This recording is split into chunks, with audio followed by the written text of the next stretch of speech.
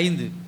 நாம் பாவங்களுக்கு செத்து நீதிக்கு பிழைத்திருக்கும்படிக்கு அவர் தாமே தம சரீரத்திலே நம்முடைய பாவங்களை சிலுவையின் மேல் சுமந்தார். அவருடைய தழும்புகளால் குணமானீர்கள். சிதறுண்ட ஆடுகளைப் போல் இருந்தீர்கள். இப்பொழுதோ உங்கள் ஆத்மாக்களுக்கு மெய்ப்பரும் கண்காணியுமானவரிடத்தில் திருப்பப்பட்டிருக்கிறீர்கள். ஹல்லேலூயா. கண்களை மூடி தேவன் நோக்கி பார்க்கலாம். அன்பின் பரலோக பிதாவே, இந்த நல்ல நாளுடைய வசனம் எங்களோடு பேசட்டும். ஆவியானவர் நீங்க எங்களோடு பேசுங்க, வழி நடத்துங்க. இயேசுவின் நாமத்தில் ஜெபிக்கிறோம் நல்ல பிதாவே, ஆமென். ஹல்லேலூயா. இன்றைக்கும் தேவன் மரித்தது, அதாவது இயேசு கிறிஸ்து நமக்காக வந்து மரித்ததை நினைவு கூறும் ஒரு நாளாக உலகம் முழுவதும் குட் ஃப்ரைடே, புனித வெள்ளி, நல்ல வெள்ளி என்று சொல்லி நாம் என்ன பண்ணி கொண்டு இருக்கிறோம், அனுசரித்து கொண்டு இருக்கிறோம். சகோதர சகோதரியே, சிலுவை தான் இந்த கிறிஸ்தவ உலகத்தின் விசுவாசத்தினுடைய மையம். சிலுவை இல்லை அப்படின்னு சொன்னால் இன்னைக்கு உங்களுக்குள்ளும் எனக்குள்ளும் கட்டப்பட்டு இருக்கிற இல்லை பலப்பட்டு இருக்கிற விசுவாசம் பலனுள்ளதா என்ன பண்ணாது, இருக்காது. ஸோ சிலுவை தான் கர்த்தர் யார் என்பதையும் அவருடைய கேரக்டர், அவருடைய குணாதிசயம் என்ன என்பதையும் நமக்கு வெளிப்படுத்துகிறது. அல்லேலூயா. அவர் நம்மேல் அன்பு செலுத்துகிறார் அப்படிங்கிறத எங்க நாம் அறிந்து கொள்ளுகிறோம், எப்படி நாம் புரிந்து கொள்ளுகிறோம்னா சிலுவையின் மூலமாக தான். யோவான் புத்தகத்தில் நாம் வாசிக்கிறோம், அவர் நம்மேல் அன்பு கூர்ந்து இவ்வுலகத்தை அன்பு கூர்ந்து இவ்வளவாய் என்ன பண்ணுகிறார், அன்பு கூர்ந்தார் அப்படின்னு சொல்லி அன்பை குறித்து பல விஷயங்கள் அந்த புத்தகங்களில் பேசப்படுகிறது. தன்னுடைய ஒரே பேரான குமாரனை இந்த பூமியில அனுப்பி உங்களுக்காக எனக்காக அவர் என்ன பண்ணார், ரத்தம் சிந்தினார் என்று சொல்லி சொல்லப்பட்டிருக்கிறது. அப்ப நம்மை படைத்த கடவுள் அன்புள்ளவர் அப்படின்னு சொல்லி எப்படி புரிந்து கொள்ளலாம் அப்படின்னு சொன்னா அதுக்கு ஒரே ஒரு பெஸ்ட் சிறந்த எடுத்துக்காட்டு என்ன அப்படின்னு சொன்னா சிலுவை மாத்திரம். அல்லேலூயா. சிலுவை ரொம்ப முக்கியம். சிலுவை என்று சொன்னால் அந்த மரம் அல்ல. ஏன்னா சில பேர் நம்ம நினச்சிக்கிறோம் சிலுவை ரொம்ப முக்கியம்னு பாஸ் சொல்லிட்டார், இன்னைக்கு ஆசாரியை கூப்பிட்டு ஒரு பெரிய சிலுவை செஞ்சுருவோம், இல்லை நம்ம வீட்டில் நடு மயத்தில் ஒரு 4 கல்லை வச்சு சிலுவையை கட்டிடுவோம், அதை கும்பிட ஆரம்பிச்சிருவோம். அப்படி கிடையாது. இந்த சிலுவை என்பது எதை குறிக்கக்கூடிய காரியம், இயேசு கிறிஸ்து ரத்தம் சிந்தினார், உயிரை கொடுத்த இடம். அதுக்கு அந்த மரம் ஒரு உதவியாக இருந்தது, அவ்வளோதான். அது கடவுள் அல்ல, சிலுவையை வச்சு கும்பிடுறது இல்லை. அப்போ அதை தெளிவாக புரிஞ்சுக்கோங்க. சிலுவைன்னு சொன்னால் அப்படி போயிடாதீங்க. சிலுவையிலே இயேசு அடிக்கப்பட்டு ரத்தம் சிந்தினார். இவ்வளோ விஷயத்தை சொல்றதுக்கு ஷார்ட்டா சிலுவை அப்படின்னு நம்ம முடிச்சுக்கிறோம். அப்ப இந்த சிலுவை ரொம்ப ஒரு முக்கியமான ஒரு விஷயம். ஸோ தேவனுடைய குணாதிசயம் வெளிப்படுத்தப்பட்ட இடம் சிலுவை. அவர் அன்புள்ளவர், சிலுவையில தான் வெளிப்படுத்தப்பட்டுச்சு. அவர் மகா பரிசுத்தம் உள்ளவர், சிலுவையில தான் வெளிப்படுத்தப்பட்டுச்சு. அவர் நீதி உள்ளவர், சிலுவையில தான் வெளிப்படுத்தப்பட்டுச்சு. அவர் நியாயாதிபதி, சிலுவையில தான் வெளிப்படுத்தப்பட்டுச்சு. ஸோ கர்த்தருடைய எல்லா குணாதிசயங்களும் சிலுவையில தான் என்ன பண்ணுது, வெளிப்படுத்தப்பட்டது. அப்ப ஒரு மனிதன் தேவ அன்பிலே வளரணும் அப்படின்னு சொன்னா முதலாவது சிலுவையை நன்றாக புரிந்து கொள்ள வேண்டும். யார் ஒருவர் சிலுவையை நன்றாக புரிந்து கொண்டு அதனுடைய மேன்மையை அப்ரிஷியேட் பண்றாங்களோ, அதனுடைய மேன்மையை கனப்படுத்துகிறார்களோ, அவர்கள் தான் தேவ அன்பிலே அவர்கள் வளர முடியும். அதே போல யாரெல்லாம் பரிசுத்தத்திலே வளர விரும்புகிறாங்களோ அவங்கெல்லாம் சிலுவையினுடைய முக்கியத்துவத்தை புரிந்து கொள்ளணும். எதற்காக சிலுவை, ஏன் சிலுவை, ஏன் இந்த பாடுகள், ஏன் இந்த உபத்திரவம் இயேசுவுக்கு அப்படிங்கிறத என்றைக்கு நாம் புரிந்து கொள்ளுகிறோமோ அப்பொழுதுதான் பரிசுத்தம் என்கிற வார்த்தையை நாம் புரிந்து கொள்ள முடியும். இன்றைக்கு இந்த 1 பேதுரு 2ஆம் அதிகாரம் 24ஆம் வசனம் 25ஆம் வசனம் நம்மிடத்துல எதை கற்றுக் கொடுக்குது அப்படின்னு சொன்னா சிலுவையின் முக்கியத்துவம், சிக்னிஃபிகன்ஸ் அப்படின்னு சொல்லுவாங்க ஆங்கிலத்தில். சிலுவையின் முக்கியத்துவம்னா என்ன அப்படிங்கிறத நம்ம என்ன பண்ண போறோம், கொஞ்சம் தியானிக்க போகிறோம். சகோதர சகோதரியே, அவருடைய தழும்புகளால் நாம் குணமாகிறோம் அப்படின்னு சொல்லப்படுது. சிலுவையிலே அவருடைய காயங்கள் நம்ம பார்க்கிறோம். பாஸ்டர், அது ஒரு மாம்ச சரீரத்தில் ஆணி அடிச்சாங்க, ரத்தம் சிந்தப்பட்டுச்சு. காலில் ஆணி அடிச்சாங்க, அவருடைய வயிற்று பகுதியில், அவருடைய விலா எலும்பு பகுதியில் ஈட்டியால குத்துனாங்க. இது எப்படிங்க ஐயா எல்லா காயத்தை சுகமாக்கும் அப்படின்னு இருக்கும். காயம் என்று சொன்னால் 2 வகையிலே புரிந்து கொள்ளலாம். ஒன்று பிசிக்கல், மாம்சத்தில், இன்னொன்று ஆவிக்குரிய வாழ்க்கையில். எல்லோருக்கும் இந்த எமோஷனல் ப்ராப்ளம்னு ஒன்று இருக்குது இந்த உலகத்தில். எமோஷனல் அப்படின்னு சொன்னால் உணர்வு பூர்வமான பிரச்சனை. உடல் அளவில் ஆரோக்கியமாக இருக்கிறவங்க எத்தனையோ பேர் இந்த உணர்வு பூர்வமான பிரச்சனைகளால் பாதிக்கப்பட்டு உயிரை இழந்து கொண்டு இருக்கிறார்கள் இந்த நாட்களில். அதுக்கு நிறைய சொல்லலாம். எமோஷனல் ப்ராப்ளம் அப்படின்னு சொன்னால் குற்ற உணர்ச்சி, ரொம்ப எதிர்பார்ப்பு, டிப்ரெஷன், மன அழுத்தம், கோபம், இந்த மாதிரி பல விஷயங்கள் உண்டு. இன்றைக்கு மாம்சத்துல ஏற்படுகிற பிரச்சனைகளை கூட மருந்து போட்டு சரி பண்ணிடலாம். ஆனா இன்றைக்கு இந்த உணர்வு பூர்வமா ஏற்படுகிற பிரச்சனைகள்னால பல பேர் பாதிக்கப்பட்டு உயிரை இழந்து கொண்டிருக்கிறாங்க. மென்டல், அதாவது மனதளவுல பாதிக்கப்பட்டு சுயத்தை இழந்து போறாங்க, சுய நினைவு இழந்து போறாங்க, தற்கொலை செய்து கொள்றாங்க. ஸோ இதுக்கு எல்லாமே ஒரு பேஸ்மெண்ட். இதுல இருந்து நம்ம மீண்டு வரணும் அப்படின்னு சொன்னா அதுக்கு சிலுவை தான் நமக்கு ஒரு மிகப்பெரிய ஒரு உதாரணம். ஒரு மனிதன் இந்த உலகத்துல உபத்திரவத்தையும் பாடுகளையும் தாங்க முடியாம தான் மன அழுத்தத்துக்குள்ள போறான். என்ன கஷ்டப்படுத்துறாங்க, என்ன காயப்படுத்துறாங்க, என்ன தூக்கி எறிகிறாங்க, என்ன அவமானப்படுத்துறாங்க, என்ன கைவிட்டுட்டாங்க, எனக்கு துரோகம் பண்ணிட்டாங்க, இப்படிலாம் சொல்றது உண்டு. இப்படி சொல்லி தான் அப்படியே டிப்ரெஷன்ல போய் மன அழுத்தத்துல போய் உயிரை விட்டுறாங்க. ஆனா இன்னைக்கு இந்த உலகத்துல கிறிஸ்தவர்களாகி நீங்களும் நானும் ஆண்டவருக்குள்ள வந்துட்டா எந்நேரமும் அப்படியே குதிச்சுக்கிட்டே இருக்கிறோம், அப்படியே சிரிச்சுக்கிட்டே இருக்கிற வாழ்க்கை. அப்படி கிடையாது. உலக ஜனங்களை காட்டிலும் அதிகமான உபத்திரவங்கள்ல நம்ம கடந்து போய்கிட்டு தான் இருக்கிறோம். அப்ப நான் ஏன் அந்த மன அழுத்தத்துக்குள்ள போகல, நான் ஏன் அந்த காயத்துக்குள்ள போகல அப்படின்னு சொன்னா சிலுவை. ஹல்லேலூயா. இயேசு கிறிஸ்து பட்ட உபத்திரவம், அதனுடைய பலன் தான் என்னை இந்த உலகத்துல உபத்திரவத்தை தாங்க வைக்குதே. சிலுவை ரொம்ப முக்கியம் ஒரு மனிதனுடைய வாழ்க்கையில. ஆனா இன்றைக்கு நிறைய உபதேசங்கள் மெயினா டார்கெட் பண்ற விஷயம் என்ன தெரியுமா? சிலுவையை தான் டார்கெட் பண்ணுது. கள்ள உபதேசங்கள். பிசாசானவனுடைய வேலையே அதுதான். பிசாசானவனுடைய முக்கியமான வேலை உங்களுடைய வாழ்க்கையிலும் என்னுடைய வாழ்க்கையிலும் அவன் முக்கியமா செய்யற வேலை என்ன தெரியுமா? தேவன் நமக்காக அனுப்பின குமாரனுடைய அந்த சிலுவையினுடைய முக்கியத்துவத்தை நம்முடைய இருதயத்திலிருந்து எடுத்து போட்டுறணும். ஏன்னா அந்த சிலுவை தான் அவனை ஜெயித்தது, அந்த சிலுவை தான் பாதாளத்திலே அவனை முடமாக்கி போட்டது, அந்த சிலுவையின் ரத்தம் தான் இன்றைக்கும் இயேசுவின் ரத்தம் ஜெயம் என்று சொன்னால் பிசாசானவன் பயந்து ஓடுகிற ஒரு வார்த்தைனா அதுதான். சோ ஒரு மனிதனுடைய வாழ்க்கையில பிசாசானவன் செய்யற வேலை அதுதான். பிசாசு என்ன பண்றான் நல்லா கவனிச்சு பாருங்க. அவனுடைய மெயின் ஒர்க் என்ன தெரியுமா? ஒரு தேவ பிள்ளையுடைய வாழ்க்கையில, உலக மனுஷனுடைய வாழ்க்கையில தான் பாவி என்பதை என்ன பண்ணக்கூடாது? ஒரு மனுஷன் உணரக்கூடாது. நான் தப்பு பண்றேன்னு ஒரு மனுஷன் உணரக்கூடாது. ஏன்னா தப்பு அப்படின்னு ஒரு மனுஷன் உணர்ந்துட்டானா அந்த தப்பை செய்ய மாட்டான். ஆனா தான் பண்றது தப்பு தெரியாது, அதுக்கு எக்ஸ்பிளனேஷன் கொடுப்பான், அதுக்கு நிறைய இது இல்லை அது இல்லை, அவங்க செஞ்சாங்க இவங்க செஞ்சாங்க, இவங்க அப்படி அவங்க அப்படி, இப்படி எல்லாம் ஒரு டயலாக்கை விட்டு செய்யறது ஒன்றும் தப்பு கிடையாது. அந்த சூழ்நிலைக்கு தகுந்த மாதிரி இப்படி செய்யலாம், இது இப்படி செய்யலாம், அப்படி செய்யலாம் அப்படின்னு சொல்லி தன் பாவி என்பதை உணர விடாமல் தடுப்பது தான் பிசாசானவனுடைய மெயின் மோட்டிவே. அவனுடைய நோக்கமே அதுதான். இப்படி நம்மை அப்படி ஒரு திசையில வழி தவறி சென்று தேவனுடைய கோபாக்கினைக்குள்ள கொண்டு போயிடறான். நம்மள அவருடைய அன்புக்குள்ள கொண்டு போக மாட்டேங்கிறான். அந்த சிலுவையின் பாதைக்குள்ள என்ன பண்ண வரான்? கொண்டு போக மாட்டேங்கிறான். பிசாசு செய்யற வேலை அதுதான். கவனிங்க. இன்றைக்கு இந்த தமிழகம் மாத்திரமல்ல, இன்றைக்கு உலகளாவிய ஒரு பெரிய பிரச்சனை ஓடிக்கிட்டு இருக்குது கிறிஸ்தவ உலகத்துல. ஒரு மிகச்சிறந்த பாடகர் அவர் இன்றைக்கு கைது செய்யப்படுகிறார். எல்லாரும் அவரை குறித்து பேசுறது உண்டு. ஃபேஸ்புக் போனால் பார்க்க முடியுது, யூடியூப் போனால் பார்க்க முடியுது. கிறிஸ்தவர்கள் இந்த பக்கம் உட்காந்து பேசுகிறாங்க, கிறிஸ்தவத்தை பற்றி அறியாதவர்கள் புறஜாதி ஜனங்கள் அந்த பக்கம் உட்காந்து பேசுகிறாங்க. இதுக்கு மேலே பார்த்தோம் அப்படின்னா இன்றைக்கு போதகர்களாகட்டும் விசுவாசிகளாகட்டும் ரெண்டு கூட்டமாக பிரிஞ்சுக்கிறாங்க. ஒருத்தர் அந்த பாடகர் ரொம்ப நல்லவர், அந்த ஆராதனை செய்கிறவர் ரொம்ப நல்லவர்னு ஒருத்தன் பேசுகிறான். அதே கிறிஸ்தவன் இன்னொருவன் எந்திரிச்சு இல்லாமல் அவன் கெட்டவன், அவன் அப்படி அவன் இப்படின்னு என்ன பண்ணுறாங்க? சண்டை போட்டுக்கிறாங்க. இன்னைக்கு 2-3 வாரம் இதே பிரச்சனை தான் ஓடிக்கிட்டு இருக்குது. தேவ சமூகத்தில் ஒரு காரியத்தை தெளிவா நான் உங்களுக்கு சொல்றேன், தயவு செய்து புரிந்து கொள்ளுங்க. ஒரு தேவ பிள்ளைக்கு இதெல்லாம் தேவையில்லாத வேலை. ஹல்லேலூயா. ஒருவர் தவறு பண்றாரு, தவறு பண்ணல, அதை நியாயம் தீர்க்க யாரு உண்டு? தேவன் உண்டு. இங்கிருந்து 10 பேர் எழும்பி இல்ல அவர் தப்பு பண்ணிட்டாரு, இல்ல அவன் இப்படி பண்ணிட்டாரு, அவர் அப்படி பண்ணிட்டாரு, அவர் அந்த மாதிரி இந்த மாதிரி, இங்கிருந்து 10 பேர் எந்திரிக்கிறாங்க. இங்கிருந்து 10 பேர் எந்திரிச்சு ஃபேஸ்புக்கில் சண்டை போட்டுக்கிறான், ஃபோனில் சண்டை போட்டுக்கிறான், ஆன்லைனில் யூடியூப்ல சண்டை போட்டுக்கிறான். 10 பேர் எந்திரிச்சு இல்ல அவர் யோசேப்பை போல மீண்டு வருவார், அவர் தானியேலை போல மீண்டு வருவார் அப்படின்னு இங்கிருந்து ஒரு 10 பேர் எழும்பி சண்டை. ஒரு காரியத்தை தெளிவாக புரிந்து கொள்ளுங்க. பிசாசானவன் எல்லோருடைய கவனத்தையும் கொஞ்ச நாட்கள் அப்படியே சிதைச்சிட்டான்.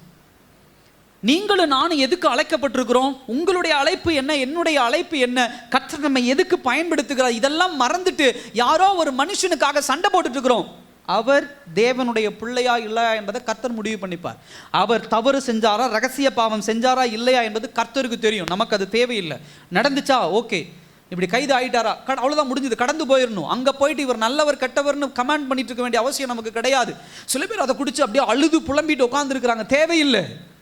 அவருடைய தனிப்பட்ட வாழ்க்கை எது, அதை அவர் பார்த்துட்டு போறாரு, அதை ஆண்டவர் பார்த்துட்டு போறாரு. நம்ம எதுக்கு ஆண்டவர் அழைச்சிருக்கிறார்? ஊழியம் செய்ய, ஆத்துமாக்களை சம்பாதிக்க. அந்த வேலையை நம்ம பார்ப்போமே. இவங்கெல்லாம் இப்படி பேசுறத பார்த்துட்டு தான் உலகபூர்வமான மனிதன் உள்ள வரான். இவங்க கிட்ட இருந்து அவன் கண்டென்ட் எடுத்து தேவனுடைய நாமத்தை தூஷணம் பண்ற அளவு கொண்டு போயிட்டு இருக்கான். நம்ம அவங்கள பேச வேண்டாம்லாம் நம்ம சொல்ல முடியாது. நான் யாருக்கும் அவருக்கு சப்போர்ட் பண்றேனா இல்லை அவருக்கு எதிராக நிற்கிறனான்னு கிடையாது. ஏன்னா அவருடைய பாடலை நம்ம பாடுறது உண்டு, அதில் எந்த ஆட்சேபனையும் கிடையாது. அதே சமயத்தில் அவர் பேசுகிற சில உபதேசங்கள் தவறான உபதேசங்கள் என்று சுட்டி காட்டுவதும் உண்டு. இன்னும் சொல்ல போனால் அவர் எனக்கு காலேஜில் சீனியர். ஸோ எனக்கு நல்ல நெருக்கமான பழக்கம் உண்டு. அவருடைய தம்பி என் கூட படித்தவர். இந்த மாதிரியான பழக்கங்கள்லாம் எனக்கு உண்டு. ஆனால் நான் என்ன சொல்ல வரேன் அப்படின்னு சொன்னால், இன்னைக்கு நிறைய நம்மளுடைய சபையில் எத்தனை பேர் அப்படி இருக்கிறீங்கன்னு தெரியல. உலகம் முழுவதும் இதுக்கு பின்னாடியே ஓடிட்டு இருக்கிறாங்க. பிசாசு அப்படியே டைவர்ட் பண்ணி விட்டான். சகோதர சகோதரியை ரொம்ப கவனமாக இருக்கணும். பிசாசு இந்த மாதிரியான ஆட்களை இன்னைக்கு. அதே சமயத்தில் இன்னொரு புறம் பார்க்குறோம், ஆந்திர தேசத்தில் ஒருத்தர் என்ன பண்ணார், அடித்து அவர் என்ன பண்ணுறார், அவர் கொலை செய்யப்படுகிறார். தேவனுக்கென்று இரத்த சாட்சியாக அவர் மரிக்கிறார். அவரை பற்றி பேசுறது மிகப்பெரிய பாக்கியம் நான் யோசிக்கிறேன். ஏன்னா அவர் தேவனுக்காக சிந்தி இருக்கிறார். அவரை பற்றி பேசும்போது அவரை போல நம்மளும் இன்னும் ஊழியம் பண்ணணும், இன்னும் தேவனுக்காக நம்மளும் இரத்த சாட்சியாக மறைக்கணுங்கிற ஒரு மிக சிறந்த எக்ஸாம்பிள் நமக்கு. அது ஒரு தூண்டுதல். அது எத்தனையோ பேர் இருக்காங்க. அதே போல ஒரிசால பார்க்கணும், ஐயா கிரஹாம் ஸ்டைன்ஸ், அவர் இறந்து போனார். இந்த மாதிரி பல பேரை நம்ம பார்க்கறது உண்டு. எத்தனை பேர் இரத்த சாட்சியா பரிசுத்தவான்கள் மிஷனரிமார்கள் இருக்காங்க. அவங்களையெல்லாம் எடுத்து படிங்க, அவர்களை பத்தி பேசுங்க. உங்களுடைய ஆவிக்குரிய வாழ்க்கைக்கு பிரயோஜனமா இருக்கும். இதெல்லாம் தேவையில்லை. அது அவங்க பார்த்துப்பாங்க. கர்த்தர் அதுக்குண்டான நியாய தீர்ப்பு கொடுத்துருவார். அவர் தப்பு செஞ்சா அதுக்குண்டான தண்டனை, இல்லை அவர் உண்மையா இருக்கிறார் அப்படின்னா அதற்குண்டான ஒரு மீட்பு அவர் கொடுத்துருவார் ஆண்டவர். ஆனால் டைவர்ட் பண்றது இது பிசாசுனுடைய வேலை. சகோதர சகோதரியே, பிசாசு இப்படி தான் பண்ணுவான். சிலுவையை குறித்ததான ஞானம் நமக்கு இல்லாதபடி எப்படியாவது போயிடணும். தினந்தோறும் சிலுவை குறித்ததான ஒரு மனுஷனுக்கு ஒரு அண்டர்ஸ்டாண்டிங் வரணும், ஒரு ஆழமான சத்தியம் புரிந்து கொள்ளுதல் வரணும். அப்படின்னா தினந்தோறும் ஒருவன் பாவம் மன்னிப்பு ஆண்டவர்கிட்ட கேட்கணும், ரிப்பண்டன்ட் ஆகணும். எத்தனை பேர் டெய்லியும் காலையில் எந்திரிச்சு தான் ஒரு பாவின்னு ஆண்டவர் சமூகத்தில் அறிக்கையிடுறோம்? அது அறிக்கையிடுறதே கிடையாது. எந்திரிச்சோன்னா பரிசுத்தவான் மாதிரி தேவ சமூகத்தில் உட்காந்து இதை கொடுங்க ஆண்டவர், அதை கொடுங்க ஆண்டவர், அதை அந்த பக்கம் போகட்டும், அது இந்த பக்கம் வரட்டும் அப்படின்னு ஆர்டர் போட்டுட்டு இருப்போம் ஆண்டவருக்கு. இல்லை, பிசாசும் தேவ சமூகத்தில் உட்காரோம் அப்படின்னா முதல்ல நம்முடைய பாவத்தை குறித்ததான ஒரு வெளிப்பாடு நமக்குள்ள வரணும். அதுதான் தேவ சமூகத்துக்கு போகிறோம். நம்மளை பரிசுத்தம் பண்ணிக்கணும், நம்மளை சான்டிஃபை பண்ணணும், ரிப்பன் பண்ணணும், மனம் திரும்பணும், அவருடைய ரத்தத்தை சுதந்திரிக்கணும். முதல்ல நான், அதுக்கப்புறம் தான் என்னை சுற்றி உள்ளவர். அதனால தான் ஆண்டவர் சொன்னார், உலகம் முழுவதும் ஆதாயப்படுத்தினாலும் தன் ஜீவனை நஷ்டப்படுத்திக் கொள்வதனால் அதில் கவனமாக இருங்க. ஸோ பேதுரு இங்கே பேசுகிற விஷயம் அதுதான். ஸோ எல்லா ப்ராப்ளம், எல்லா பிரச்சனைகளுக்கும் ஸ்டெம் என்ன, வேற என்ன அப்படின்னு சொன்னால் பாவம். பிசாசு அதில் நம்மளை டைவர்ட் பண்ணி விட்டுருவோம். ஸோ சிலுவையின் முக்கியத்துவத்தை குறித்து இன்னைக்கு கொஞ்சம் ஆழமாக நம்ம என்ன பண்ண போகிறோம், தியானிக்க போகிறோம். அதில் முதல் பாயிண்ட் என்ன அப்படின்னா, கிறிஸ்துவின் சிலுவை மரணத்தின் மூலம் அவரிடம் திரும்புகிறவர்கள் பாவத்தின் தண்டனையிலிருந்து என்ன பண்ணுகிறார்கள், விடுவிக்கப்படுகிறார்கள். ஹல்லேலூயா. இதில் பார்க்குறோம், நான் நினைக்கிற ரெண்டாவது பாயிண்ட் நாம் பார்க்குறோம், அவர் தாமே தமது சரீரத்திலே நம்முடைய பாவங்களை சிலுவையின் மேல் சுமந்து அவருடைய தழும்புகளால் நாம் என்னவானோம், குணமானீர்கள். ஹல்லேலூயா. சுமந்தார், நம்முடைய தண்டனையை என்ன பண்ணார், அவர் சுமந்தார். எதுல சுமந்தார்? சிலுவையின் மேலே சுமந்தார். அப்போஸ்தலனாகிய பேதுரு இந்த சிலுவைங்கிற வார்த்தை இந்த இடத்துல உபயோகப்படுத்துவதற்கு உண்டான முக்கியமான ஒரு ஆழமான காரியம் உண்டு. இதை மரம்னு தான் சொல்லுவாங்க யூதர்கள். உபாகம புத்தகத்தில் நம்ம வாசிக்கிறோம், நீங்கள் டைம் இருந்தால் வீட்டில் போய் வாசிச்சு கொள்ளுங்க. உபாகமம் 21 அதிகாரம் 22 வசனம் 23 வசனத்தில் பார்க்குறோம், தவறு செய்தவர்களை அந்த மரத்திலே தூக்கிலிடுவார்கள் அப்படின்னு சொல்லி. ஸோ அதை மரம்னு தான் சொல்லுவாங்க. பட் அப்போஸ்தலனாகிய பவுல் இங்கே அந்த சிலுவைங்கிற வார்த்தையை உபயோகப்படுத்துறார் அப்படின்னு சொன்னால் அது எப்படி பார்க்குறாரு, அந்த சிலுவையை வேற ஒரு கோணத்தில் அவர் என்ன பண்ணுகிறார், பார்க்கிறார். எப்படி பார்க்குறார் அப்படின்னு சொன்னால், நம் எல்லோருடைய பாவத்தையும் சுமந்து தீர்க்கிற, நம்முடைய தண்டனையை, நம்முடைய பெனால்ட்டியை சுமந்து தீர்க்கிற ஒரு மரமாக, ஒரு சிலுவையாக தான் அதை என்ன பண்ணுகிறார், பார்க்கிறார். அல்லேலூயா. இத்தனை நாட்களாக பாவம் செய்தவர்களுக்கென்று செய்யப்பட்டதாக இருந்தது அந்த மரம். இன்றைய நாள் இயேசு கிறிஸ்து மரிக்கிற, இயேசு கிறிஸ்து சிலுவையிலே அடிக்கப்படுகிற நாள் அப்படிங்கிறது எப்படி பார்க்கலாம்னா, எல்லோருடைய பாவத்தையும் சுமந்து தீர்க்கிற தேவகுமாரன் அதில் அடிக்கப்படும் பொழுது அந்த சிலுவை சுமக்கிறது, அவருடைய சரீரத்தை சுமக்கிறது அந்த சிலுவை. அப்போஸ்தலனாகிய பேதுரு இந்த கடிதத்தை அடிமைகளுக்கு எழுதுறார். ஏன் எழுதுறாருன்னா, அடிமைகள் தங்களுடைய முதலாளிகளால் ரொம்ப கொடுமைப்படுத்தப்படுகிறார்கள், உபத்திரவப்படுத்தப்படுறாங்க. அவர்களை பலப்படுத்த தான் இந்த கடிதத்தை என்ன பண்ணுகிறார், அவர்களுக்கு என்ன பண்ணுகிறார், மெயினாக என்ன பண்ணுறாரு, எழுதுறாரு. அது மாத்திரமல்ல, இந்த இடத்துல இன்னொரு, நான் சிலுவைங்கிற ஒரு வார்த்தை சொன்னேன், ரெண்டாவது வார்த்தை என்னன்னா சரீரம். பேதுரு மென்ஷன் பண்ற ஒரு காரியம் இந்த இடத்துல இப்படி கூட எழுதியிருக்கலாம், அவர் தாமே தமது அப்படிங்கிற காரியத்தை, சரீரத்தை விட்டுட்டு இயேசு நம்முடைய பாவங்களை சிலுவையின் மேல் சுமந்தார் அப்படின்னு சொல்லியிருக்கலாம், அவருடைய பேரை குறிப்பிட்டிருக்கலாம். நல்லா கவனிங்க, பேர் வேற, அவருடைய பாடி, அவருடைய சரீரம் என்பது வேற. சில பேர் சொல்றாங்க என் பேருக்கு அவமானத்தை உண்டாக்குறாங்க, அப்படி சொல்றது உண்டு. சில பேர் என்ன சொல்றாங்க, என் சரீரத்தை காயப்படுத்துறது, அப்படி உண்டு. என் கையை காயப்படுத்துறது, என் காலை காயப்படுத்துறது, இருதயத்தை காயப்படுத்து, இப்படி ஒரு சொல்ற ஒரு டோன் உண்டு. இப்ப நல்லா கவனிங்க, இயேசு என்கிற நாமம் ஒருபோதும் தீமையான ஒரு நாமம் கிடையாது, பாவம் சுமத்தப்படுகிற ஒரு நாமம் கிடையாது. ஆனா இயேசுவினுடைய சரீரத்திலே நம் எல்லோருடைய பாவமும் என்ன பண்ணுகிறது, சுமத்தப்படுகிறது. அப்படி சுமத்தப்பட்டு நம்ம எல்லோருடைய தண்டனையும் பெனால்ட்டியும் கர்த்தர் தன்னுடைய ஒரே பேரான குமாரனுடைய சரீரத்தின் மூலமாக என்ன பண்ணுகிறார், நியாயம் தீர்க்கிறார். சோ தண்டனையை சுமக்கிறார் அப்படின்னு சொன்னா எங்க சுமக்கிறார், அது ஒரு மிகப்பெரிய கேள்வி. இயேசுவின் தண்டனையை சுமந்தார், இயேசுவின் தண்டனை சுமந்தார், எதுலங்க சுமந்தார், அவருடைய சரீரத்துல சுமந்தார். அவருடைய சரீரத்திலே என்னுடைய பாவங்கள் எல்லாம் கொடுக்கப்பட்டு அந்த சரீரத்தில் சுமத்தப்பட்டதனால தான் அந்த சரீரம் அவ்வளவு வேதனைக்கு உட்படுத்தப்படுகிறது, அவ்வளவு உபத்திரவத்துக்கு உட்படுத்தப்படுகிறது, தேவனுடைய கோபாக்கினைக்கு உட்படுத்தப்படுகிறது. அதில் ஆணி அடிக்கப்படுகிறது, கால்களில் ஆணி அடிக்கப்படுகிறது, தலைமையில் முள்கிரீடம் சூட்டப்படுகிறது, விலா எலும்பில் குத்தப்படுகிறது, அந்த சரீரத்தை நிர்வாணப்படுத்தப்படுகிறார்கள். இதெல்லாம் நடக்குது.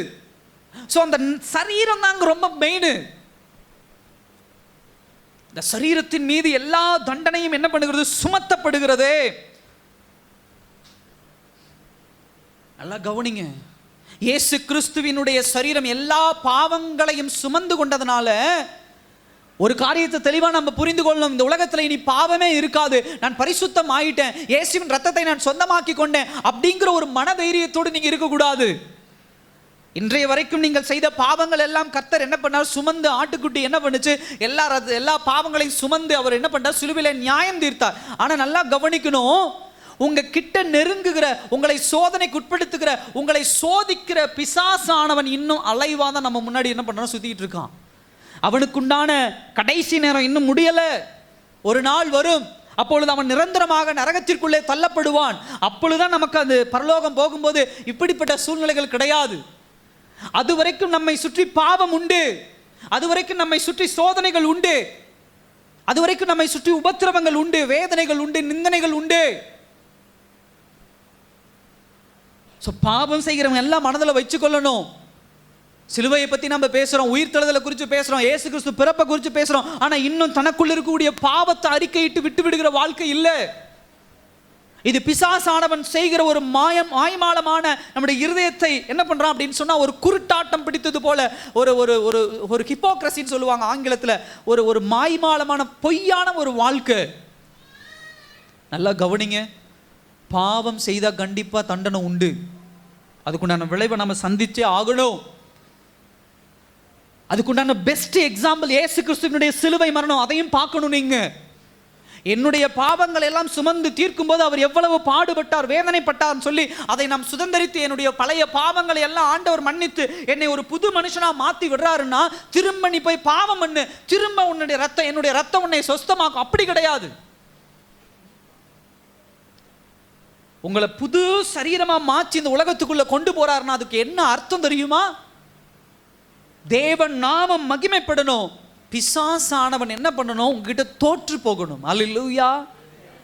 அதுதான் தேவனுடைய மோட்டிவ், அதுதான் தேவனுடைய நோக்கம். பிசாசு தோக்கணும். ஏதேன் தோட்டத்தில் ஆதாம் ஏவாள்கிட்ட போய் பிசாசு ஜெயித்தான். அந்த ஆதாம் ஏவாளுடைய சந்ததி வரும்போது நல்லா கவனித்துக் கொள்ளுங்க, நாம் எல்லோரும் தோற்று போன ஒரு சந்ததி. ஆனா என்றைக்கு இயேசு கிறிஸ்துவின் மூலமாக புது சரீரமாக இந்த உலகத்திற்குள்ள வருகிறோமோ அப்ப இருந்து நாம் தோற்று போன சந்ததி அல்ல, ஜெயம் கொள்ளுகிற சந்ததி. ஹல்லேலூயா. அதனாலதான் கர்த்தர் நம்முடைய பாவங்கள் எல்லாம் சுமந்து தீர்த்து அவர் சிலுவையிலே மரித்து உங்களை என்னை மீட்படைய வைத்திருக்கிறார். திரும்ப இந்த உலகத்துக்குள்ள போ, திரும்ப பிசாசானவன் உன்னை சந்திப்பான், திரும்ப உன்னை சோதனைக்குள்ள உட்படுத்துவான். மாம்சம், இச்சை, உலகபூர்வமான இச்சை, இந்த மாதிரியான காரியங்கள் இந்த உலகத்துல உண்டு. அன்றைக்கு ஏவாளை வஞ்சித்த கண்களின் இச்சை, ஜீவனத்தின் பெருமை, அதே போல மாம்சத்தின் இச்சை, இந்த மாதிரியான காரியங்கள் இன்றைக்கும் இந்த பூமியில உண்டு. திரும்ப அதே உலகத்துக்குள்ள தான் வாழ்றோம். ஸோ இந்த டிஃபரன்ஷியேட்டை தெளிவாக நம்ம என்ன பண்ணணும், புரிந்து கொள்ளணும். ஃபஸ்ட்டு என்ன அப்படின்னா, எனக்காக என் இயேசு தண்டனை சுமந்தார்னு ஏற்றுக்கணும். அது இன்னைக்கு நிறைய பேருக்கு உண்டான குழப்பம். அதுதான், அதை சரியா ஒப்பு கொடுத்தல், அந்த ஒப்பு கொடுத்தலுக்குள்ள போறதில்லை. இந்த இடத்துல இவரு அப்போஸ்தலனாகிய பேதுரு தெளிவா சொல்றாரு, அவர் தாமே தமது சரீரத்தாலே நம்முடைய பாவங்களை சிலுவையின் மேல் சுமந்தார். இந்த தெளிவா இன்னைக்கு நிறைய பேர் எடுத்துக்கொள்றது இல்லை. அதை எடுத்துக்கொள்ளாம என்ன தவறு பண்றோம் தெரியுமா? நம்மளே எப்படியாவது நம்முடைய பாவங்களை சரி செய்யலாமான்னு இந்த உலகத்துல பாயிண்ட் தேடிட்டு இருக்கிறோம், வழி தேடிட்டு இருக்கிறோம். பண்ற தவறு அங்கதான் இருக்கு. கர்த்தர் ஏற்கனவே ஆஃபர் கொடுத்துட்டாரு.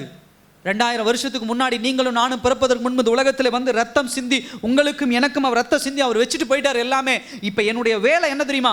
அந்த ஆஃபரை நான் எடுத்துட்டு, எனக்காக ரத்தம் சிந்தினா அதை எடுத்துட்டு திரும்ப ஒரு புது மனுஷனா அந்த உலகத்துக்குள்ள போகணும். அவ்வளோதான் என் வேலை. திரும்ப போய் பிசாசானவனை ஜெயம் கொள்ளணும். இதுதான் என்னுடைய வேலை. ஸோ தண்டனையிலிருந்து விடுவிக்கப்படுகிறார்கள். ஆனால் இப்போ அடுத்த பாயிண்ட் என்னன்னா, தண்டனையிலிருந்து விடுவிக்கப்பட்டு அவர்கள் என்ன பண்ணுறாங்க அப்படின்னா, தேவ நாமம் மகிமை பெறுவதற்கென்று, பிசாசானவனை ஜெயம் கொள்வதற்கென்று ஒரு வாழ்க்கை அவர்கள் என்ன பண்ணணும், வாழணும். இதுதான் ஃபர்ஸ்ட் பாயிண்ட். செகண்ட் பாயிண்ட், இதுதான் ரொம்ப டீப்பாக நம்ம பார்க்க போகிறோம். கிறிஸ்துவின் சிலுவை மரணத்தின் மூலம் அவரிடம் திரும்புகிறவர்கள் பாவத்தின் வல்லமையிலிருந்து என்ன பண்ணுகிறார்கள், விடுவிக்கப்படுகிறார்கள். ஹல்லேலூயா. ரொம்ப முக்கியமான விஷயம் அதுதான். சிலுவையினுடைய சிக்னிஃபிகன்ட், முக்கியத்துவம் என்ன தெரியுமா? பாவத்தின் வல்லமையிலிருந்து விடுவிக்கப்படுதல். பாவம் அப்படின்னு சொன்னா பிசாசுன்னு சொல்லலாம், சாத்தான்னு சொல்லலாம், எல்லாம் அது ஒரே அர்த்தம் தான். அதுக்கு ஒரு பவர் இருக்கு, அதுக்கு ஒரு வல்லமை இருக்கு. அந்த வல்லமையிலிருந்து விடுவிக்கப்பட்டு ஜெயம் கொள்ளுகிற பிள்ளைகளாக என்ன பண்ண வேண்டும், இருக்க வேண்டும். அதுக்கு தான் அவர் சொல்றாரு, முதல் பாயிண்ட் சொல்றாரு, நாம் பாவங்களுக்கு செத்து நீதிக்கு பிழைத்திருக்கும்படி. அதுக்கடுத்து சொல்றாரு, அவருடைய தழும்புகளால் குணமானீர்கள். தழும்புங்கிற வார்த்தை ரொம்ப முக்கியம். அதே போல குணமானீர்கள், ஹீலிங். ஏன்னா இந்த வசனத்தை எப்படி இந்த உலகத்தில் நம்ம புரிந்து கொள்றோம் அப்படின்னு சொன்னா, நல்லா கவனிங்க, இது எப்படி புரிந்துக்கிறோம் அப்படின்னு சொன்னா, என் உடம்புல ஏற்படுற பிரச்சனைகள், கை அடிபட்டுருச்சு, கால் அடிபட்டுருச்சு, கிட்னி ப்ராப்ளம் வந்துருச்சு, இல்லை கண்ணு சரியா தெரியல, தலைவலி வருது, இதையெல்லாம் தான் நம்ம எப்படி கோட் பண்ணுவோம், இயேசுவின் தழும்புகளால் என் உடம்பு சரியாச்சு, இயேசுவின் தழும்புகளால் என் கை சரியாச்சு, இப்படின்னு சொல்லி ஒரு தவறான கண்ணோட்டத்துக்குள்ள நம்ம என்ன பண்றோம், நம்ம போறோம். இல்லை, இங்க குணமாகுதல் அப்படிங்கிறதுக்கு என்ன அர்த்தம்னா, 25ஆம் வசனத்துல ஒரு 3 பாயிண்ட் நான் உங்களுக்கு கோட் பண்ண விரும்புறேன். ஃபர்ஸ்ட் என்ன அப்படின்னு சொன்னா, சிதறுண்ட ஆடுகளை போல் இருந்தீர்கள். என்ன பண்ணீங்க? சரி, சிதறுண்ட ஆடுகளை போல என்ன பண்ணீங்க, இருந்தீங்க. ஃபர்ஸ்ட் பாயிண்ட், அது ரொம்ப கவனிக்க வேண்டிய விஷயம்னா, பாவத்தின் வல்லமை என்ன பண்ணு தெரியுமா, நம்மளை ஆடுகளை போல வழி தவறி போக வச்சிருமா. சிதறுண்டு என்ன பண்ணிரும், போக வச்சிரும். இங்க இந்த வசனத்தை பாருங்க, 25ஆம் வசனத்துல ஆடுகளையும் மேய்ப்பனையும் குறித்ததான ஒரு தெளிவான விளக்கத்தை என்ன பண்ணிருக்கு, நமக்கு கொடுத்திருக்கு. சிதறுண்ட ஆடு. இன்னைக்கு நிறைய பேருக்கு இருக்கக்கூடிய ஒரு பிரச்சனை என்ன தெரியுமா, பாவத்தின் வல்லமை நம்மை சிதறுண்டு செய்தது. நம்மை சிதறுண்டு அப்படின்னு சொன்னா வழி தெரியாம போக வச்சுது. நம்ம போற பயணம் நாம் சிதறுண்டதை இன்னைக்கு நிறைய பேர் அறிந்து கொள்றது கிடையாது. இன்னைக்கு உலகபூர்வமா யாராவது வழி தெரியாம நடந்து போயிட்டு இருப்போமா நம்ம? இல்லை பாஸ்டர் காலையில் கிளம்புனேன், நான் பாட்டுக்கு பாக்கெட்டில் கையை விட்டுட்டு எங்கேயோ நடந்து போயிட்டு இருக்கிறேன் சொல்லுவோமா? நம்ம ஒரு வேலைக்கு கிளம்புறோம், ஒரு இடத்துக்கு போகிறோம், இந்த ஊருக்கு போகிறோம்னா கரெக்டாக இந்த பஸ்ஸை பிடிக்கிறோம், இந்த இடத்துல இறங்குறோம், இந்த இடத்துக்கு கடந்து போகிறோம், இந்த இடத்துக்கு போகிறோம், இந்த இடத்துக்கு வரோம். இது எல்லாமே என்ன பண்ணுது, நடக்குது. யாரும் கால் போன போக்கில் போகிறேன், நினச்ச வாக்கில் நான் போகிறேன் அப்படிலாம் கிடையாது. ஆனால் இன்னைக்கு நல்லா கவனிங்க, ஆவிக்குரிய வாழ்க்கையில் பல பேர் சிதறுண்ட ஒரு வாழ்க்கை தான் வாழ்ந்துட்டு இருக்கிறாங்க, வழி தவறின ஒரு வாழ்க்கை. அதுக்கு ஒரு பெஸ்ட் எக்ஸாம்பிள் இந்த இடத்துல பேதுரு எதை காட்டுறாரு? ஆடை காட்டுறாரு. இன்றைக்கு இந்த ஆடு வளர்த்துறவங்களுக்கு தெரியும், இல்லை ஆடை குறித்து நீங்கள் தியானிக்கும் பொழுது ஆடு அப்படிப்பட்ட அதுதான் குணம் தான் அது கொண்டது. அதை போல ஒரு ஆடு முட்டாள் ஆடு அப்படின்னு சொல்லுவாங்க. அதை போல ஒரு முட்டாள்தனம் என்ன கிடையாது, ஒன்று கிடையாது. எங்கே போகிறோம், எதுக்கு வரோம், எதுக்கு செய்கிறோம், என்ன செய்கிறோம், கொஞ்சம் கவனம் இல்லைன்னா அதுவே சுலபமாக போய் என்ன பண்ணிடும், அதனுடைய எதிரிகள்கிட்ட போய் மாட்டிடும். ஒரு சிங்கத்துக்கிட்டையோ இல்லை மற்ற மிருகங்கள் அதை சாப்பிட்றதுக்குன்னு இருக்குது, சில இதுக்கிட்ட போய் என்ன பண்ணிடும், அது மாட்டிடும். அதே போல் அந்த முட்டாள் ஆடுன்னு ஏன் சொல்கிறோம் அப்படின்னா, ஒரு ஸ்மார்ட்னஸ் அப்படின்னு சொல்லுவாங்க. தன்னை காப்பாற்றி கொள்ள ஆடு அவ்வளோ சீக்கிரம் எந்த முயற்சியுமே என்ன பண்ணாது, எடுக்காது. என்னை கொலை பண்ணுறியா கொண்டுக்கோ, என்னை சாப்பிட்றியா சாப்பிட்டுக்கோ அப்படின்னு சொல்கிறது போல் ஒரு முட்டாள்தனமான குணம் கொண்டதாக என்ன பண்ணும் இருக்கும். நம்ம சொல்லுவோம் இன்டெலிஜென்ஸ் அப்படின்னு சொல்லுவோம். இன்டெலிஜென்ட் அப்படின்னு சொன்னால் நமக்கு வரப்போகிற பிரச்சனையை முன்னமே அறிந்து அதிலிருந்து நம்மை காப்பாற்றி கொள்ள எடுக்கிற சில ஸ்டெப்ஸ், சில முடிவுகள். ஆடு அப்படி என்றைக்கும் ஒருபோதும் இப்படி தப்பித்து கொள்ளணும், இந்த பக்கம் இதை செஞ்சிடணும் அப்படின்னு கிடையாது. அதே போல் ஆட்டுக்கு இருக்கக்கூடிய இன்னொரு குணம் எப்படின்னா, ஆடு மேய்க்கிறவர் என்ன பண்ணுவார், ஒரு ஆட்டை தான் வீட்டில இருந்து ஓட்டிட்டு போறாரு அப்படின்னு சொன்னால் ரொம்ப தூரம் ஓட்டிட்டு போவார். அது எதுக்கு அப்படி ஓட்டிட்டு போறாரு ஒரு மேய்ப்பன்? சொல்லுங்க, எதுக்கு ஓட்டிட்டு போறாரு? உதாரணத்துக்கு ஒரு மலை மேலே ஓட்டிட்டு போறாரு அப்படின்னு சொன்னால் அங்கே நிறைய புல்கள், நல்ல புல் இருக்குன்னு சொல்லி என்ன பண்ணுவாங்க, ஆடை ஓட்டிட்டு போவாங்க. இப்போ இங்கே நம்ம சர்ச்சிலையும் சில பேர் நம்ம ஆடை வச்சிருக்கிறோம், சில பேர் ஆடை பார்த்துருக்குறோம். அவங்க வீட்டிலேருந்து ஆடை ஓட்டிட்டு வரும்போது மேய்ப்பன் சொல்கிற வரைக்கும் நம்ம கரெக்டாக என்ன பண்ணுவோம், நடந்து போகணும். ஆடு போகுமா? என்ன பண்ணும் சொல்லுங்க? அபுத்து விட்டோன்னா என்ன பண்ணும், ஆடை கலட்டி விட்டோன்னா என்ன பண்ணும், எங்காவது என்ன பண்ணும், ஓடு. ரேஷன் கடைக்கு ஓடுமா என்ன? எதுக்கு ஓடுது?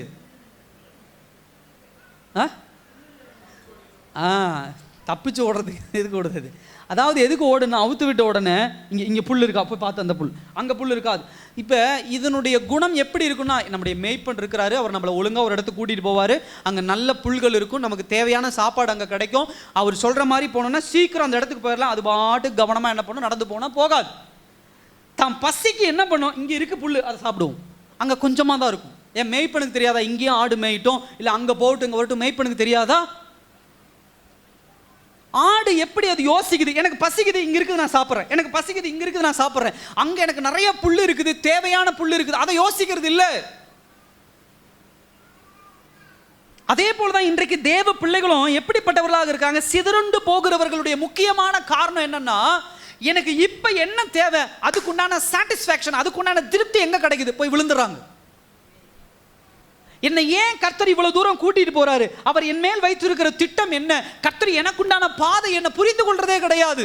தேவ திட்டத்தை, நெடுங்கால பயணத்தை புரிந்து கொள்ளாத கிறிஸ்தவர்கள் இன்னைக்கு நிறைய பேர் சிதறுண்ட ஆடுகளை போல கிடக்குறாங்க. அல்லேலூயா. கர்த்தருடைய பிள்ளைகள் நம்ம அப்படி இருக்கக்கூடாது. எனக்கு இன்னைக்குண்டான தேவை பூர்த்தி ஆயிடுச்சுன்னா நான் என்ன வேணா செய்வேன், அப்படி கிடையாது. நம்முடைய மேய்ப்பன் நமக்குண்டான காரியத்தை கூட்டிட்டு போய் நமக்கு என்ன பண்ணுவார், அவர் விடுவார். இன்னும் இயேசு கிறிஸ்து கூட ஒரு அழகா ஒரு ஓமையை சொல்லுவார். ஒரு மேய்ப்பன் என்ன பண்ணா, 99 ஆடு இருக்குது, ஆனா ஒரு ஆடு காணன். அந்த மேய்ப்பன் போய் எல்லா இடத்துலையும் என்ன பண்ணுவார், தேடுவார். நல்லா கவனிங்க, எதுக்கு அவர் போய் தேடுறாரு?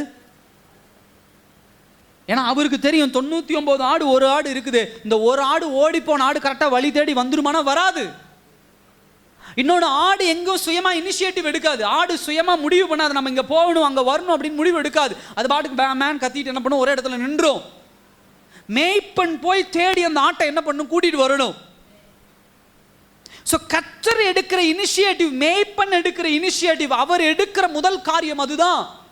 இதனால தான் இயேசு கிறிஸ்து உங்களை என்னை ஒரு ஆடா நினைச்சு இந்த உலகத்தில் அவர் இனிஷியேட்டிவ் எடுத்து இந்த உலகத்தில் வந்து உங்களுக்காக எனக்காக ரத்தம் சிந்தினார். இன்னைக்கு நிறைய பேர் நம்ம அதை என்ன பண்றது இல்லை, புரிந்து கொள்றது கிடையாது. ரெண்டாவது ஒரு பாயிண்ட் என்ன அப்படின்னு சொன்னா, இந்த பாவத்தின் வல்லமையை குறித்து நம்ம பார்க்கும்போது, பாவத்தின் வல்லமைக்கு மரணமும் விடுதலைக்கு புதிய ஜீவனும் தேவைப்பட்டது. எல்லாம் கவனிங்க. ஒரு மனுஷன் பாவத்தினுடைய வல்லமையை ஜெயிக்கணும்னா அங்க என்ன தேவை? மரணம் தேவை, டெத் தேவை. வேதவசனம் அதான் நமக்கு கற்றுக் கொடுக்கிறது. பாவத்தின் சம்பளம் மரணம். அப்ப அதோட முடிஞ்சிருச்சா? இல்ல. அதுக்கு என்ன தேவை? அந்த மனுஷன் புதிய ஜீவனா மாறதுக்கு அவனுக்கு என்ன தேவை? புதிய வாழ்க்கை தேவை, நியூ லைஃப் தேவை. இயேசு கிறிஸ்து இந்த உலகத்திலே வந்து சிலுவையிலே ரத்தம் சிந்தினது எதை குறிக்கக்கூடிய விஷயம் என்ன தெரியுமா? பாவத்தின் வல்லமையாகிய அதனுடைய மரணத்தின் மூலமாக அந்த வல்லமையை முற்றிலுமாக உடைத்து போட்டார். ஒரு புதிய ஜீவன் அந்த உலகத்தில் கொண்டு வரணும். அந்த ஜீவன் மூலமாக ஒரு நித்திய வாழ்க்கை அவர்கள் என்ன பண்ண வாழணும். அதை தெளிவாக என்ன பண்ணணும், புரிந்து கொள்ளணும். அதனால தான் ஃபர்ஸ்ட் பாயிண்ட் சொல்றாரு, நம் பாவங்களுக்கு செத்து, சொல்லுங்க என்ன சொல்லணும், பாவங்களுக்கு செத்து நீதிக்கு பிழைத்திருக்கணும். ஸோ பாவத்திற்கு செத்து அப்படிங்கிறது எதை குறிக்கக்கூடிய அடையாளம்? இயேசு கிறிஸ்துவோடு கூட மரிக்கிற பிள்ளைகளாக இருக்கணும். மரிக்கிற பிள்ளைகள் அப்படின்னு சொன்னால் லிட்டரலாக இன்னைக்கு உலகத்தில் சிலுவையில் அடிச்சுக்கிறாங்க, ஆணி அடிச்சு குத்திக்கிறாங்க, அந்த மாதிரி கிடையாது. அவரோடு நாம் என்ன பண்ணிக்கிறோம்? அடையாளப்படுத்திக் கொள்றோம். அவரோடு நாம் என்ன பண்ணிக்கிறோம்? அடையாளப்படுத்திக் கொள்றோம். என்ன அடையாளப்படுத்திக் கொள்றோம் அப்படின்னு சொன்னா, பாவத்திற்கு மரித்தவர்களாக, பிசாசினுடைய காரியங்களுக்கு மரித்தவர்களாக, அதே போல இன்ன பிற காரியங்கள், இச்சை, காம விகாரம், கொலை, பொய், இந்த மாதிரியான காரியங்களுக்கு செத்து போனவர்களாக என்ன பண்ணும் இருக்கணும்.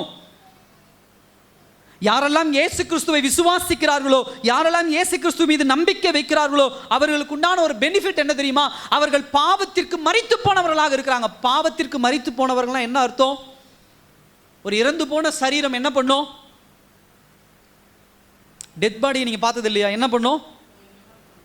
அமைதியா எழுப்பிவிட்டா எந்திரிச்சிருமா? அது என்ன பண்ணாலும் என்ன ஆகாது, அதுக்கு ரியாக்ஷனே கொடுக்காது. அதை பிடிச்சி கிள்ளுனாவோ, அதை பிடிச்சி கட்டையில் அடித்தாவோ, இல்லை பிரியாணி செஞ்சு வச்சிருக்கிறோம் வந்து சாப்பிடுனா எந்திரிச்சு சாப்பிடுமா, அப்படிலாம் கிடையாது. அது என்ன பண்ணாது, ரியாக்ஷனே கொடுக்காது. செத்து போனது செத்து போனது தான். தேவ கிறிஸ்தவ பிள்ளைகள், தேவனுடைய பிள்ளைகள் இயேசு கிறிஸ்துவோடு மரித்தது, செத்தது அப்படின்னு சொன்னா, பாவத்திற்கு செத்ததுன்னா என்ன அடையாளம்னா, பாவம் உங்களை நெருங்கும் பொழுது அதுக்கு நாம என்ன பண்ணக்கூடாது? அதுக்கு ரியாக்ஷனே பண்ணக்கூடாது. ரியாக்ஷன்னா அதுக்கு என்ன பண்ணக்கூடாது? ரெஸ்பான்ஸே பண்ணக்கூடாது. அல்லேலூயா. ஒரு செத்த போனா எல்லா காரியத்துக்கும் ரெஸ்பான்ஸ் பண்ணாமல் எப்படி படுத்திருக்குதோ, அதே போல தான் தேவ பிள்ளைகளாகிய நீங்களும் நானும் பாவமான காரியங்கள் நம்ம கிட்ட நெருங்கும் போது அதுக்கு என்ன பண்ணக்கூடாது? ரெஸ்பான்ஸே பண்ணக்கூடாது. பொய் பேச சொல்றாங்களா? சில பேர் உட்காந்துட்டு பேசலாமா, வேண்டாமா, செய்யலாமா, இதை சொல்லலாமா, இந்த பொய்யை இப்படி சொல்லலாமா, இது நீங்க கொடுக்குற ரெஸ்பான்ஸு. திருடலாமா அப்படின்னு ஒருத்தர் வந்து கேட்குறாங்க, அது இப்படி செய்யலாம், அதை அப்படி செய்யலாம், ரெஸ்பான்ஸு. இச்சையான காரியங்கள், ஒருத்தர் வந்து தப்பான நோக்கத்தோடு உங்களை பேசும்போது, இல்லை பாஸ்டர் நான் உங்களை திருத்துறேன் அப்படின்னு சொல்லி அவங்க போகிற போக்குலேயே போய் நான் அவங்களை திருத்துறேன். அவங்க பாவமான ஒரு எண்ணத்தில் வராங்க அப்படின்னு சொன்னால் சைலண்ட்டாக இருக்கணும், அவ்வளோதான். ரெஸ்பான்ஸே பண்ணக்கூடாது. சில விஷயங்களை அவாய்ட் பண்ணி கடந்து போய்கிட்டே இருக்கணும். பைபிளில் எதெல்லாம் பாவமான காரியங்கள்னு குறிப்பிடப்படுதோ அதுக்கெல்லாம் நம்ம ரெஸ்பான்ஸ் பண்ணவே கூடாது. அதுதான் பாவத்திற்கு செத்து அப்படிங்கிற வார்த்தைக்கு உண்டான அடையாளம். செப்பரேஷன் அப்படின்னு சொல்லுவாங்க, பிரிவு. அதிலிருந்து பிரிந்த பிள்ளைகளாக தான் நம்ம என்ன பண்ணணும் இருக்கணும். பிசிக்கலி, அதாவது மாம்ச சரீரத்திலே ஆகட்டும், ஆவிக்குரிய சரீரமாகட்டும், இயேசு கிறிஸ்துவோடு நம்ம செத்து அப்படிங்கிற அடையாளப்படுத்தும் பொழுது, மரணம் என்கிற அடையாளப்படுத்தும் பொழுது, நம்முடைய பழைய வாழ்க்கை, இந்த உலகம் வைத்திருக்கிற ஒரு சிஸ்டத்துக்கு நம்ம மரித்து போனவர்களாக தான் நம்ம என்ன பண்ணணும் இருக்கணும். சில விஷயங்கள் இந்த உலகத்தில் அணுகும் போது அது ஒரு சிஸ்டம் வச்சிருக்கும். இதை இப்படி செய்யுங்க, இதை அப்படி செய்யுங்க, இது இப்படி பண்ணுங்க, இதை அப்படி பண்ணுங்க, இந்த காரியத்தை இப்படி பண்ணலாம், இதை இப்படி குறுக்கு வழியில் பண்ணலாம், இது இந்த வழியில் போய் பண்ணலாம், இந்த விஷயத்தை இப்படி பண்ணலாம். இல்லை, நான் அதுக்கு எப்பயும் செத்து போயிட்டேன். என் இயேசு கிறிஸ்து பாவத்தில் செத்து போயிட்டார், பாவத்துக்காக செத்து இருக்கிறாரு. எல்லா பாவங்களையும் சுமந்தவர் செத்து நீதிக்கு பிழைத்திருக்க என்ன கொண்டு வந்திருக்கிறாரு. இப்போ நான் வாழ்ற நேச்சர், எனக்குள்ள இருக்கக்கூடிய இயற்கை தன்மை ஆதாம் ஏவாளுடைய இயற்கை தன்மை அல்ல, என் இயேசுவின் இயற்கை தன்மை. நான் எதுக்கு ரெஸ்பான்ஸ் பண்ணுவேன்? நீதியான காரியங்களுக்கு தான் நான் ரெஸ்பான்ஸ் பண்ணுவேன், சத்தியத்தின் காரியங்களுக்கு தான் நான் ரெஸ்பான்ஸ் பண்ணுவேன். சிலுவை இது நமக்கு உணர்த்துது. இப்படிதான் பாவத்தின் வல்லமையை நாம் என்ன பண்ணும், ஜெயிக்கிற பிள்ளைகளாக என்ன பண்ண வேண்டும் இருக்க வேண்டும். தேவனோடு அடையாளப்படுத்தப்படுகிற, தேவனோடு ஒன்றிணைகிற பிள்ளைகள் அதுதான். ஒரு கூட எடுங்க, கொலேசியர் புத்தகத்தை எடுங்க. கொலேசியர் 3ஆம் அதிகாரம்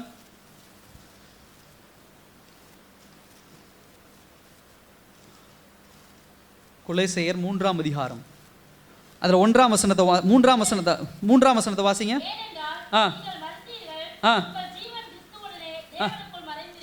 நல்லா கவனிங்க. நீங்கள் மரித்தீர்கள், உங்கள் ஜீவன் என்ன பண்ணுது? தேவனுக்குள் மறைந்திருக்கிறது. யூனியன் சொல்லுவாங்க, ஒன்றிணைந்து இருக்கிறதுன்னு சொல்லலாம். அதே 5ஆம் வசனம் படிங்க.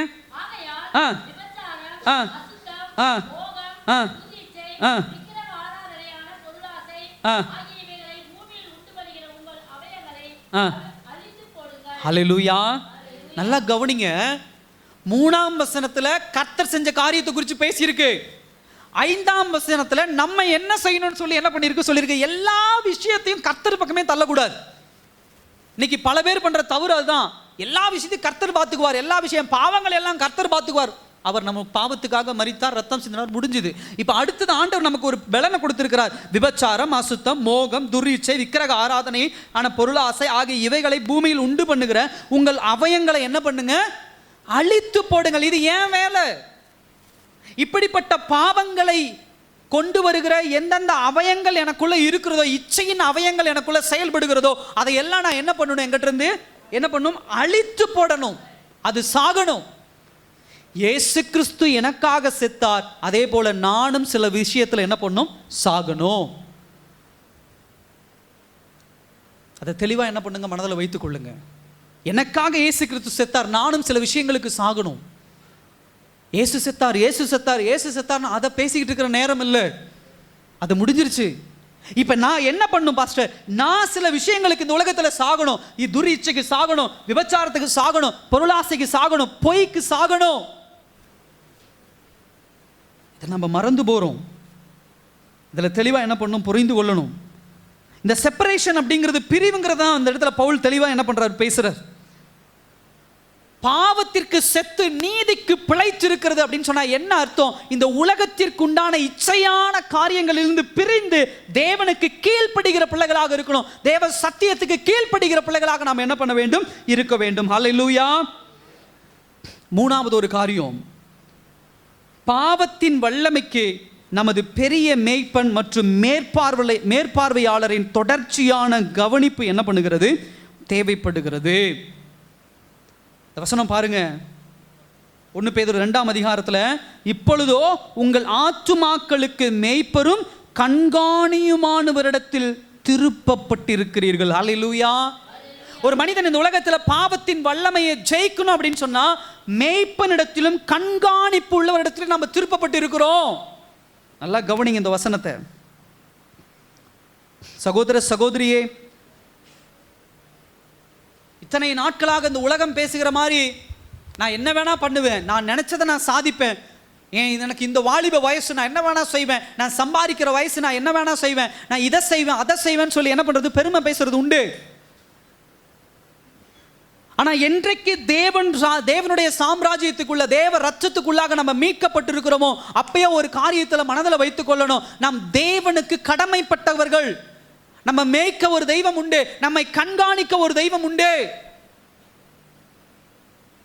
இது ரொம்ப கவனமா என்ன பண்ணணும்? கவனிக்கணும். இதை குறித்து 2 காரியம் வேதவசனம் நம்ம இடத்துல கொண்டு வருது. முதலாவது, இந்த டெத்தை குறித்து பேசும்போது, இந்த மரணத்தை குறித்து பேசும்பொழுது முதலாவது காரியம் என்ன தெரியுமா? எப்பொழுது நான் இயேசுவை ஏற்றுக்கொண்டேனோ, எப்பொழுது என் தேவனை நான் ஏற்றுக்கொண்டேனோ, முதல்ல சொல்ற விஷயம் என்னன்னா, நான் பிரிந்து இருக்கிறேன், செப்பரேஷன் ஆயிருக்கிறேன். அது ஒன்று கூறுது. இன்னொன்று விஷயம் என்ன அப்படின்னு சொன்னா, யூனியன், தேவனோடு நான் ஒன்றிணைந்து இருக்கிறேன். இந்த 2 விஷயத்தான் கடந்த பாயிண்ட்ல நம்ம தியானிச்சோம். இப்ப நான் இயேசுவோடு ஒன்றிணைந்து இருக்கிறேன் அப்படின்னு சொன்னா, இப்ப என்னை கண்காணிக்க ஒருவர் உண்டு, என்னை மேய்க்க ஒரு மேய்ப்பன் உண்டு, ஒரு கார்டியன் உண்டு. என் வேலை என்ன தெரியுமா? இந்த உலகத்துல சுயமாய் செயல்படுவதில்லை, சுய இச்சையின் பிரகாரம் செயல்படுவதில்லை. ஆதாம் ஏவாளுடைய அந்த சுயம் செயல்படுகிற வேலை இல்லை. என் இயேசு இந்த உலகத்திலே வந்து ரட்சித்தது, என் இயேசு இந்த உலகத்திலே வந்து ரத்தம் சிந்தினது, என் இயேசு இந்த உலகத்திலே வந்து சிலுவையில் அடிக்கப்பட்டது எதற்காக என்று சொன்னால், என்னுடைய சுயம் சாக. என் சுயம் சாகுது அப்படின்னு சொன்னா என்ன அர்த்தம்? எனக்குன்னு ஒரு மேய்ப்பன் உண்டு, என்னை மேய்க்கிறவர் அவர். இந்த உலக பிரகாரமாக சுயமாக சில காரியங்கள், சில நேரத்தில் என்னுடைய ஆசையை தீர்க்கக்கூடிய, என்னுடைய இச்சையை தீர்க்கக்கூடிய சில காரியங்களுக்கு மாத்திரம் உடனே ஓடி போய் ஆடு அவுத்து விட்டோம் நம்ம சாப்பிட்ற மாதிரி அல்ல. என்னுடைய அந்த பசியை தீர்ப்பது மாத்திரம் அல்ல, என் மேய்ப்பன் தெரியும். வேத வசனத்துக்கு கீழ்ப்படிந்து, சத்தியத்துக்கு கீழ்ப்படிந்து, அந்த வசனத்துக்கு ஒவ்வொரு நாளும் சத்தியத்துக்கு கீழ்ப்படிந்த பிள்ளையாக வேத வசனத்தை தியானிக்கிற மகனாக மகளாக நான் இருக்கணும். இன்னைக்கு நிறைய பேர் அதை ஏற்றுக்கொள்றது கிடையாது. யாராவது ஒருவர் வந்து நம்முடைய பாவத்தை குறித்து, நாம் செய்கிற தவறை குறித்து அடையாளப்படுத்தும் பொழுது கோபம் வந்துடுது. அப்பா அம்மா தவறை சுட்டி காட்டும் போது கோபம் வந்துடுது. சபையில் வேத சத்தியத்தை சுட்டி காட்டும் போது கோபம் வந்துடுது. பிள்ளைகள் செய்கிற தவறை போதகர் சுட்டி காட்டினா அம்மாவுக்கு அப்பாவுக்கு கோபம் வந்துடுது. என் பிள்ளை எப்படி சொல்லலாம் பாஸ்டர், கோபம் வருது. வாலிப பிள்ளைகள் செய்கிற தவறு எப்படி பாஸ்டருக்கு எல்லாம் தெரியுமா? பாஸ்டர் வீட்டில் எல்லாம் சரியா இருக்காங்களா? பாஸ்டர் குடும்பம் சரியா, அவங்க சரியா, இவங்க சரியா என்று சொல்லி பேசுறது உண்டு. 2 வார்த்தை அழகா சொல்லப்படுகிறது. ஒன்று மேய்ப்பன், இன்னொன்று கண்காணி. இந்த கண்காணிங்கிற வார்த்தை தான் இந்த காலகட்டத்தில் போதகர், பிஷப்மார்கள் இவங்களெல்லாம் குறிப்பிடுது. இன்னொரு வசனம் மேய்ப்பரும் அப்படின்னு சொன்னால் தேவனை குறிக்கக்கூடிய ஒரு விஷயம். வேத வசனத்தை தேவன் கொடுத்திருக்கிறார், சத்தியத்தை தேவன் கொடுத்திருக்கிறார். என் வேலை அதுக்கு கீழ்ப்படியணும். இயேசு கிறிஸ்து மரித்தார் என்பதை காட்டில் இன்னைக்கு 7 வசனத்தை பல சபைகளில் பேசுறது உண்டு. நான் அதை தவறுன்னு சொல்லலை, ஆனால் லிட்டரலாக அதை ரொம்ப வருஷம் பேசியாச்சு. சிலுவையை குறித்து ரொம்ப தியானிச்சாச்சு. பட் எத்தனை பேர் உண்மையாக இப்படிப்பட்ட ஒரு மேய்ப்பனுக்குள்ள வந்திருக்கிறோம்? சிலுவை முக்கியத்துவத்தை அறிஞ்சு, இனி நான் சுயம் இல்லைங்க ஐயா, இயேசு கிறிஸ்து என்னுடைய மேய்ப்பன், அவருடைய வசனத்துக்கு நான் கீழ்ப்படியணும், அவருடைய சத்தியத்துக்கு நான் கீழ்ப்படியணும், அவருடைய வார்த்தைக்கு நான் கீழ்ப்படியணும். எத்தனை பேர் தேவன் பக்கமாக திரும்பி இருக்கிறோம்? 3வது பாயிண்ட் அதுதான் இந்த இடத்துல சொல்லப்படுகிறது. பாவத்தின் தண்டனையிலிருந்தும் வல்லமையிலிருந்தும் விடுவிக்கப்பட நான் கிறிஸ்துவினிடம் திரும்ப வேண்டும். என்னுடைய சுய வல்லமை கிடையாது, இன்டெலிஜென்ஸ் கிடையாது, என் சுய பவர் இல்லை, என்கிட்ட இருக்கக்கூடிய பணம் அது கிடையாது. இயேசுவின் பக்கம் ஒரு மனுஷன் திரும்பறான், இயேசுவின் ரத்தத்தை ஒரு மனிதன் சொந்தமாக்கி கொள்றான் அப்படின்னா அதற்குண்டான ஃபர்ஸ்ட் அடையாளம் சுயம் சாகணும். நீங்க யோசிக்கிறதெல்லாம் இந்த உலகத்தில் செய்யக்கூடாது. இல்லை யாரோ வந்து உங்களுக்கு சொல்றதெல்லாம் செய்யக்கூடாது. இங்கே போனால் நல்லா இருக்கும், அங்கே போனால் நல்லா இருக்கும், இது உனக்கு சரிப்பட்டு வரும், அது உனக்கு சரிப்பட்டு இல்லை. என்னை குறித்து கர்த்தர் என்ன வச்சிருக்கிறார்? அல்லேலூயா. ஆதாம் ஏவாள் செய்த தவறு அதுதான்.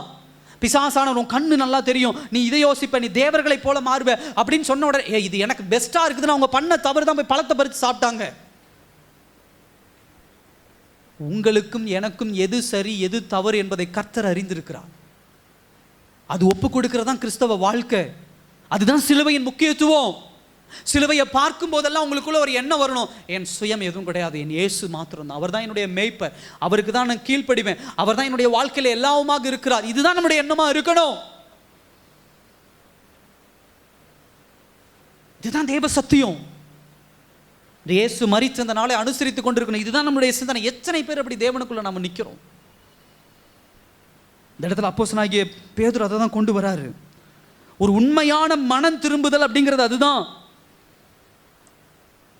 ஒரு மாஸ்டர் ஒரு வேலை முதலாளி கிட்ட இருந்து இன்னொரு முதலாளி கிட்ட வந்துட்டோம் அப்படின்னா, நான் அந்த முதலாளி கிட்ட அப்படி இருந்தேன், அந்த முதலாளி என்னை அப்படி பார்த்துக்கிட்டாரு, எனக்கு அந்த முதலாளி அதை கொடுப்பார், சொல்ல முடியுமா?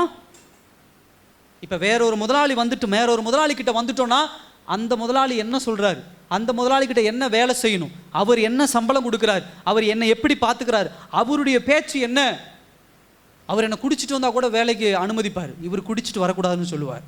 இவர் இந்த வேலை இப்படி தான் செய்யணும், இவர் இந்த வேலை இப்படி தான் செய்யணும். உனக்கு அங்கே அந்த நாள் லீவ் விட்டுருக்கலாம், இங்கே வேறு நாள். முதலாளி மாறும் பொழுது எல்லா ரூல்ஸ் அண்ட் ரெகுலேஷன் மாறுது.